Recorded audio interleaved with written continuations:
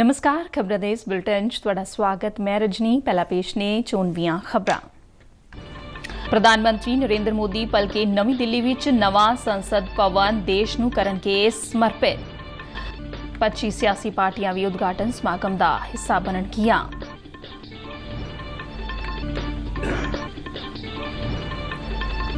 प्रधानमंत्री नरेंद्र मोदी ने नवे संसद भवन का वीडियो ट्वीट करदिआं लोकां नूं अपनी खुद दी आवाज़ नाल वीडियो शेयर करन दी कीती अपील। कहा कि इन्हां विचों कुछ वीडियो ओ रीट्वीट करनगे।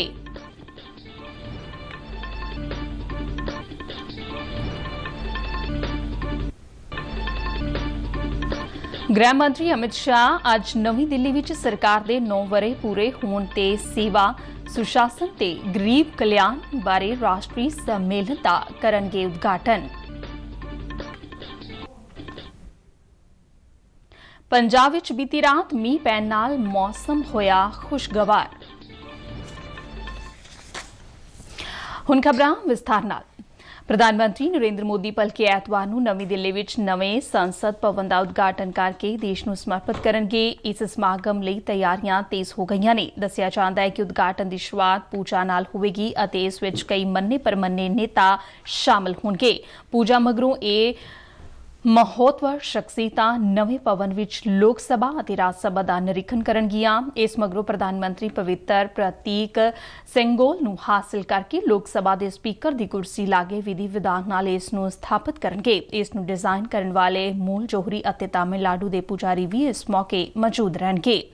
कांग्रेस समेत कुछ विरोधी पार्टियां वालों इस उद्घाटन समागम के बायकॉट के ऐलान विचाले 25 सियासी पार्टियां इस समागम च हिस्सा बनणगीआं।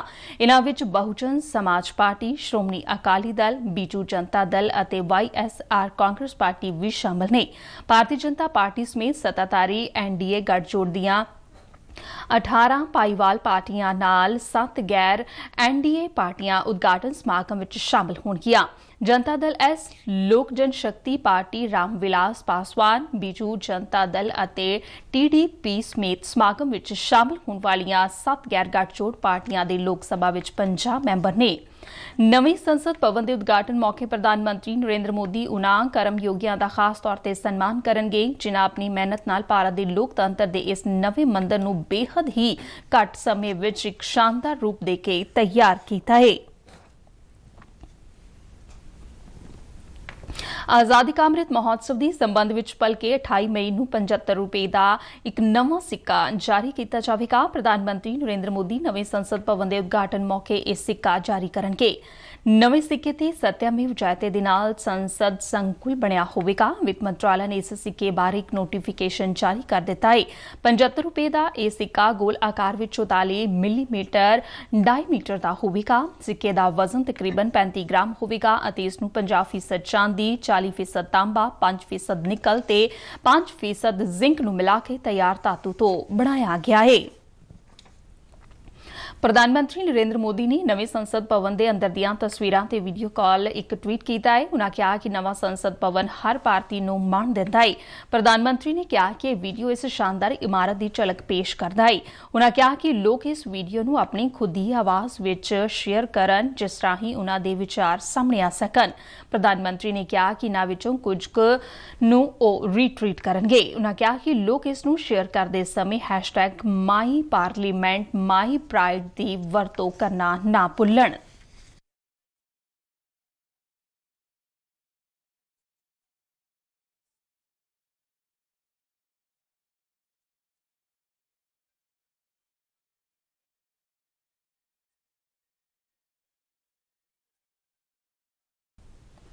प्रधानमंत्री नरेंद्र मोदी की अगवाई विच केंद्र सरकार के 9 वरे पूरे हो गए ने। इन्हां 9 सालां विच देश के ਵੱਖ-ਵੱਖ खेत्रां विच बदलाव आया है। लोकां दी भलाई, फैसलाकुन शासन प्रदान करन, देश के आर्थिक विकास नूं यकीनी बनाउण ते विश्व पद्धर ते देश दा कद उच्चा चुकण लई कई उपाਅ कीते गए ने। गृह मामले अते सहकारिता मंत्री अमित शाह अज नवी दिल्ली विच 9 साल सेवा सुशासन ते गरीब कल्याण ते राष्ट्रीय सम्मेलन का उद्घाटन करनगे। सूचना ते प्रसारण मंत्री अनुराग सिंह ठाकुर अते राज मंत्री डॉक्टर N मुरुगन भी इस मौके मौजूद रहेंगे। इस समागम दौरान 3 विषयां अगे वध रहा भारत, ਜਨ ਜਨ ਦਾ ਵਿਕਾਸ ਅਤੇ ਯੁਵਾ ਸ਼ਕਤੀ ਗੈਲਵਨਾਈਜ਼ਿੰਗ ਇੰਡੀਆ ਬਾਰੇ ਜਾਣਕਾਰੀ ਦਿੱਤੀ ਜਾਵੇਗੀ। ਇਸੇ ਦੌਰਾਨ ਭਾਰਤੀ ਜਨਤਾ ਪਾਰਟੀ ਦੇਸ਼ ਭਰ ਵਿੱਚ ਕਈ ਰੈਲੀਆਂ ਦਾ ਆਯੋਜਨ ਕਰੇਗੀ। ਇਸ ਤੋਂ ਇਲਾਵਾ 1 ਮਹੀਨੇ ਦਾ ਵਿਸ਼ੇਸ਼ ਜਨਸੰਪਰਕ ਅਭਿਆਨ ਚਲਾਇਆ ਜਾਵੇਗਾ। ਸਰਕਾਰ ਦੇ 9 ਵਰ੍ਹੇ ਪੂਰੇ ਹੋਣ ਦੇ ਮੌਕੇ ਤੇ 31 ਮਈ ਨੂੰ ਇੱਕ ਵੱਡੀ ਰੈਲੀ ਕਰਨ ਦੀ ਯੋਜਨਾ ਵੀ ਹੈ। ਪਾਰਟੀ ਦਾ 31 ਮਈ ਤੋਂ ਸ਼ੁਰੂ ਹੋਣ ਵਾਲਾ ਵਿਸ਼ੇਸ਼ ਸੰਪਰਕ ਅਭਿਆਨ 30 ਜੂਨ ਤੱਕ ਚੱਲ ਸਕਦਾ ਹੈ। ਭਾਰਤੀ ਜਨਤਾ ਪਾਰਟੀ ਦੇ ਸੀਨੀਅਰ ਆਗੂ ਇਸ ਦੌਰਾਨ ਦੇਸ਼ ਭਰ ਵਿੱਚ 50 ਤੋਂ ਵੱਧ ਰੈਲੀਆਂ ਕਰ ਸਕਦੇ ਨੇ। ਭਾਰਤੀ ਜਨਤਾ ਪਾਰਟੀ ਨੇ ਮਹਿੰਗਾਈ, ਬੇਰੁਜ਼ਗਾਰੀ ਅਤੇ ਹੋਰ ਕਈ ਮੁੱਦਿਆਂ ਤੇ ਕਾਂਗਰਸ ਦੇ ਸਵਾਲਾਂ ਤੇ ਪਲਟਵਾਰ ਕਰਦਿਆਂ ਉਨ੍ਹਾਂ ਨੂੰ ਝੂਠ ਦਾ ਪੁਲਿੰਦਾ ਦੱਸਿਆ ਹੈ। ਪਾਰਟੀ ਦੇ ਬੁਲਾਰੇ ਰਵੀ ਸ਼ੰਕਰ ਪ੍ਰਸਾਦ ਨੇ ਨਵੀਂ ਦਿੱਲੀ ਵਿੱਚ ਇੱਕ ਪ੍ਰੈਸ ਕਾਨਫਰੰਸ ਦੌਰਾਨ ਦੱਸਿਆ ਕਿ ਯੂਪੀਏ ਸ਼ਾਸਨ ਦੌਰਾਨ ਭਾਰਤੀ ਅਰਥਚਾਰਾ 5 ਸਭ ਤੋਂ ਕਮਜ਼ੋਰ ਅਰਥਚਾਰਿਆਂ ਵਿੱਚੋਂ ਇੱਕ ਸੀ, ਜਦਕਿ ਭਾਰਤੀ ਜਨਤਾ ਪਾਰਟੀ ਦੇ ਸ਼ਾਸਨ ਦੌਰਾਨ ਇਹ ਦੁਨੀਆ ਦੇ 5 ਅਰਥਚਾਰਿਆਂ ਦੀ ਲਿਸਟ ਵਿੱਚ ਸ਼ਾਮਲ ਹੈ। ਉਨ੍ਹਾਂ ਕਿਹਾ ਕਿ 2014 ਵਿੱਚ $1 ਟ੍ਰਿਲੀਅਨ ਦੀ ਅਰਥਵਿਵਸਥਾ ਵਾਲੇ ਦੇਸ਼ ਦੀ ਅਰਥਵਿਵਸਥਾ ਹੁਣ $3.5 ਟ੍ਰਿਲੀਅਨ ਹੋ ਗਈ ਹੈ। ਰਵੀ ਸ਼ੰਕਰ ਪ੍ਰਸਾਦ ਨੇ ਕਿਹਾ ਕਿ ਬੇਹੱਦ ਮੁਦਰਾ ਸਫੀਤੀ ਵਾਲੇ ਅਮਰੀਕਾ, ਫਰਾਂਸ ਅਤੇ ਆਸਟ੍ਰੇਲੀਆ ਵਰਗੇ ਦੇਸ਼ਾਂ ਤੋਂ ਉਲਟ ਭਾਰਤ ਦੀ ਖੁਦਰਾ ਮੁਦਰਾ ਸਫੀਤੀ ਦਰ ਇਸ ਸਾਲ ਅਪ੍ਰੈਲ ਵਿੱਚ 4.7% ਹੈ। ਉਨ੍ਹਾਂ ਕਿਹਾ ਕਿ ਸਰਕਾਰ ਨੇ ਯੂਕਰੇਨ ਸੰਕਟ ਅਤੇ ਵੈਸ਼ਵਿਕ ਸਪਲਾਈ ਲੜੀ ਨਾਲ ਸੰਬੰਧਿਤ ਮੁੱਦਿਆਂ ਦੇ ਬਾਵਜੂਦ ਦੇਸ਼ ਵਿੱਚ ਮੁਦਰਾ ਸਫੀਤੀ ਨੂੰ ਕੰਟਰੋਲ ਕੀਤਾ ਹੈ। ਰਵੀ ਸ਼ੰਕਰ ਪ੍ਰਸਾਦ ਨੇ ਕਿਹਾ ਕਿ ਕਾਂਗਰਸ ਦੇ ਸ਼ਾਸਨ ਵਿੱਚ 2G, ਕੋਲਾ ਘੁਟਾਲਾ, ਕਾਮਨਵੈਲਥ ਖੇਡ ਅਤੇ ਬਫੋਰਸ ਸਮੇਤ ਕਈ ਘੁਟਾਲੇ ਹੋਏ ਸਨ, ਜਦਕਿ ਮੌਜੂਦਾ ਸਰਕਾਰ ਨੇ ਵੱਖ-ਵੱਖ ਖੇਤਰਾਂ ਵਿੱਚ ਨਾਮਣਾ ਖੱਟਦਿਆਂ ਕਈ ਉਪਲਬਧੀਆਂ ਹਾਸਲ ਕੀਤੀਆਂ ਨੇ। ਨਵੇਂ ਸੰਸਦ ਭਵਨ ਦੇ ਉਦਘਾਟਨ ਨੂੰ ਲੈ ਕੇ ਸੁਪਰੀਮ ਕੋਰਟ ਵਿੱਚ ਦਾਖਲ ਪਟੀਸ਼ਨਾਂ ਨੂੰ ਸੁਪਰੀਮ ਕੋਰਟ ਨੇ ਖਾਰਜ ਕਰ ਦਿੱਤਾ ਹੈ। ਜਸਟਿਸ JK ਮਹੇਸ਼ਵਰੀ ਅਤੇ ਜਸਟਿਸ PS ਨਰਸਿਮਾ ਨੇ ਪਟੀਸ਼ਨ ਦਾਖਲ ਕਰਨ ਵਾਲੇ ਦੇ ਵਕੀਲ ਨੂੰ ਕਿਹਾ ਕਿ ਅਦਾਲਤ ਨੂੰ ਇਹ ਪਤਾ ਹੈ ਕਿ ਪਟੀਸ਼ਨ ਕਿਉਂ ਤੇ ਕਿਵੇਂ ਦਾਖਲ ਕੀਤੀ ਗਈ ਹੈ ਅਤੇ ਉਹ ਸੰਵਿਧਾਨ ਦੀ ਧਾਰਾ 32 ਤਹਿਤ ਇਸ ਪਟੀਸ਼ਨ ਤੇ ਵਿਚਾਰ ਕਰਨ ਦੇ ਇਛੁਕ ਨਹੀਂ ਹੈ। ਸੁਪਰੀਮ ਕੋਰਟ ਨੇ ਕਿਹਾ ਕਿ ਇਹ ਪਟੀਸ਼ਨਾਂ ਸੁਣਵਾਈ ਦੇ ਯੋਗ ਨਹੀਂ ਨੇ।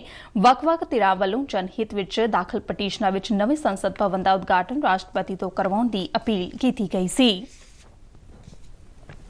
ਭਾਰਤੀ ਰਿਜ਼ਰਵ ਬੈਂਕ ਨੇ ਦਿੱਲੀ ਹਾਈ ਕੋਰਟ ਨੂੰ ਦੱਸਿਆ ਕਿ 2000 ਰੁਪਏ ਦੇ ਬੈਂਕ ਨੋਟਾਂ ਨੂੰ ਵਾਪਸ ਲੈਣਾ ਮੁਦਰਾ ਪ੍ਰਬੰਧਨ ਅਤੇ ਆਰਥਿਕ ਨੀਤੀ ਨਾਲ ਜੁੜਿਆ ਮਾਮਲਾ ਹੈ। ਦਿੱਲੀ ਹਾਈ ਕੋਰਟ 2000 ਰੁਪਏ ਦੇ ਬੈਂਕ ਨੋਟਾਂ ਨੂੰ ਵਾਪਸ ਲੈਣ ਸੰਬੰਧੀ ਰਿਜ਼ਰਵ ਬੈਂਕ ਦੇ ਫੈਸਲੇ ਨੂੰ ਚੁਣੌਤੀ ਦੇਣ ਵਾਲੀ ਇੱਕ ਜਨਹਿਤ ਪਟੀਸ਼ਨ ਤੇ ਸੁਣਵਾਈ ਕਰ ਰਿਹਾ ਹੈ। ਮਾਮਲੇ ਦੀ ਅਗਲੀ ਸੁਣਵਾਈ ਸੋਮਵਾਰ ਨੂੰ ਕੀਤੀ ਜਾਵੇਗੀ। ਚੀਫ ਜਸਟਿਸ ਸਤੀਸ਼ ਚੰਦਰ ਸ਼ਰਮਾ ਦੀ ਪ੍ਰਧਾਨਗੀ ਵਾਲੀ ਬੈਂਚ ਨੂੰ ਰਿਜ਼ਰਵ ਬੈਂਕ ਨੇ ਪਟੀਸ਼ਨ ਤੇ ਸੁਣਵਾਈ ਟਾਲਣ ਲਈ ਆਖਿਆ ਹੈ, ਕਿਉਂਕਿ ਅਦਾਲਤ ਨੇ ਇਸ ਮਾਮਲੇ ਨਾਲ ਸੰਬੰਧਿਤ ਇੱਕ ਹੋਰ ਜਨਹਿਤ ਪਟੀਸ਼ਨ ਤੇ ਫੈਸਲਾ ਸੁਰੱਖਿਅਤ ਰੱਖਿਆ ਹੈ। ਕੇਂਦਰੀ ਆਯੁਸ਼ ਮੰਤਰਾਲਾ ਵਿੱਚ ਸਲਾਹਕਾਰ ਡਾਕਟਰ ਮਨੋਜ ਨਿਸਾਰੀ ਨੇ ਜ਼ਿਲ੍ਹਾ ਰੈੱਡ ਕਰਾਸ ਸੁਸਾਇਟੀ ਗੁਰਦਾਸਪੁਰ ਵੱਲੋਂ ਬੱਬੇਹਾਲੀ ਵਿੱਚ ਚਲਾਏ ਜਾ ਰਹੇ ਨਸ਼ਾ ਛੁਡਾਊ ਕੇਂਦਰ ਦਾ ਦੌਰਾ ਕੀਤਾ।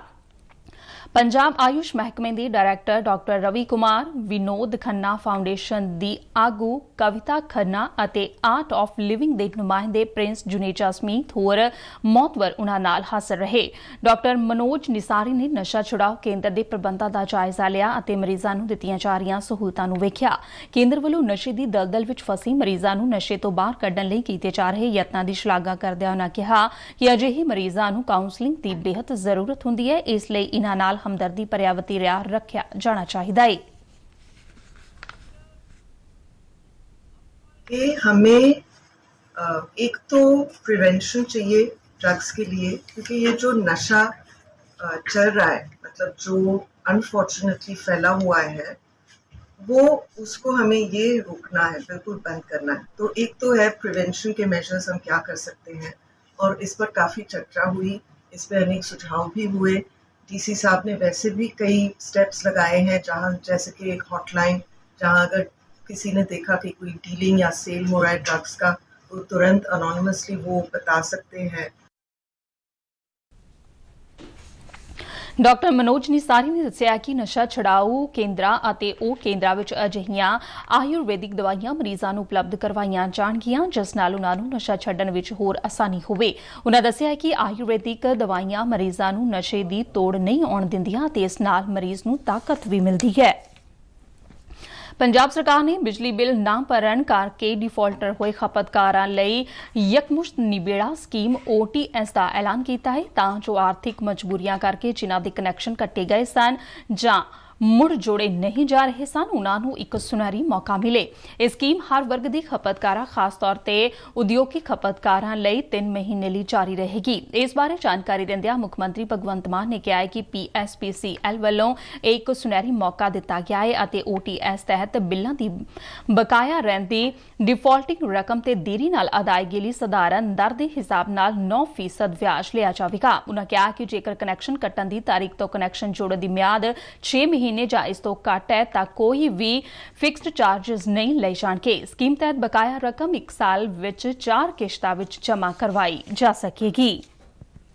ਪਾਕਿਸਤਾਨ ਵਿਚਲੇ ਗੁਰਦੁਆਰਾ ਸ਼੍ਰੀ ਕਰਤਾਰਪੁਰ ਸਾਹਿਬ ਤੋਂ ਬੀਤੀ ਸ਼ਾਮ ਮੱਥਾ ਟੇਕਣ ਤੋਂ ਬਾਅਦ ਵਾਪਸ ਆਈ ਇੱਕ ਔਰਤ ਕੋਲੋਂ ਸੀਮਾ ਸੁਰੱਖਿਆ ਬਲ ਦੇ ਜਵਾਨਾਂ ਨੇ 12,500 ਰੁਪਏ ਕੀਮਤ ਦੀ ਪਾਕਿਸਤਾਨੀ ਮੁਦਰਾ ਬਰਾਮਦ ਕੀਤੀ ਹੈ। ਤਰਸੀਮ ਰਾਣੀ ਨਾਮ ਦੀ ਇਹ ਔਰਤ ਗੁਰਦਾਸਪੁਰ ਜ਼ਿਲ੍ਹੇ ਦੇ ਸਾਮਪੁਰਾ ਪਿੰਡ ਦੀ ਵਸਨੀਕ ਦੱਸੀ ਜਾਂਦੀ ਹੈ। ਸ਼ਾਮ ਵੇਲੇ ਜਦੋਂ ਇਹ ਔਰਤ ਸ਼੍ਰੀ ਕਰਤਾਰਪੁਰ ਸਾਹਿਬ ਤੋਂ ਵਾਪਸ ਆਈ ਤਾਂ ਉਸ ਦੀ ਤਲਾਸ਼ੀ ਲਈ ਗਈ, ਜਿਸ ਦੌਰਾਨ ਇਹ ਰਾਸ਼ੀ ਮਿਲੀ ਹੈ। ਉਸ ਕੋਲੋਂ ਅੱਗੇ ਪੁੱਛਗਿੱਛ ਕੀਤੀ ਜਾ ਰਹੀ ਹੈ।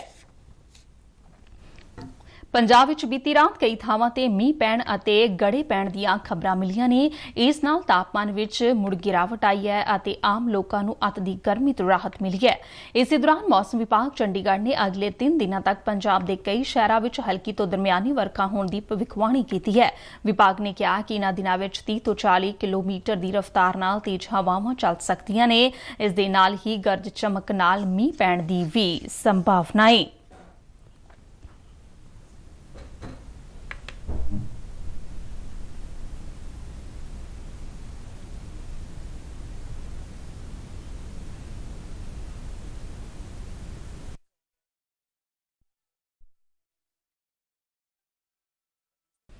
ਖਬਰਾਂ ਦੇ ਬੁਲੇਟਿਨ ਸਾਡੇ ਦਰਸ਼ਕ RNUDDK ਜਲੰਧਰ ਦੇ YouTube ਚੈਨਲ, Facebook ਪੇਜ ਤੇ ਟਵਿੱਟਰ ਹੈਂਡਲ ਤੇ ਵੀ ਦੇਖ ਸਕਦੇ ਨੇ। ਬੁਲੇਟਿਨ ਦੇ ਅਖੀਰ ਵਿੱਚ ਚੋਣਵੀਆਂ ਖਬਰਾਂ ਇੱਕ ਵਾਰ ਫਿਰ ਤੋਂ। ਪ੍ਰਧਾਨ ਮੰਤਰੀ ਨਰਿੰਦਰ ਮੋਦੀ ਭਲਕੇ ਨਵੀਂ ਦਿੱਲੀ ਵਿੱਚ ਨਵਾਂ ਸੰਸਦ ਭਵਨ ਦੇਸ਼ ਨੂੰ ਕਰਨਗੇ ਸਮਰਪਿਤ। 25 ਸਿਆਸੀ ਪਾਰਟੀਆਂ ਵੀ ਉਦਘਾਟਨ ਸਮਾਗਮ ਦਾ ਹਿੱਸਾ ਬਣਨਗੀਆਂ।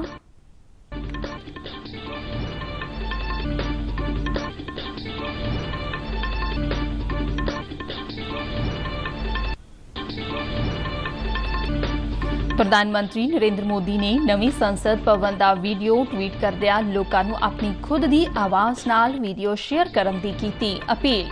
ਕਿਹਾ ਕਿ ਇਨ੍ਹਾਂ ਵਿੱਚੋਂ ਕੁਝ ਵੀਡੀਓ ਉਹ ਰੀਟਵੀਟ ਕਰਨਗੇ।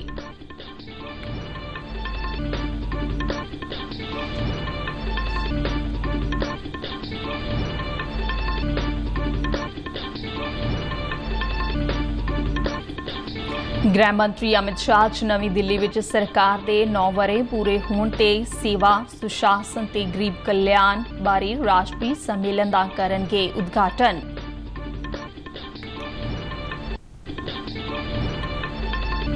ਪੰਜਾਬ ਵਿੱਚ ਬੀਤੀ ਰਾਤ ਮੀਂਹ ਪੈਣ ਨਾਲ ਮੌਸਮ ਹੋਇਆ ਖੁਸ਼ਗਵਾਰ।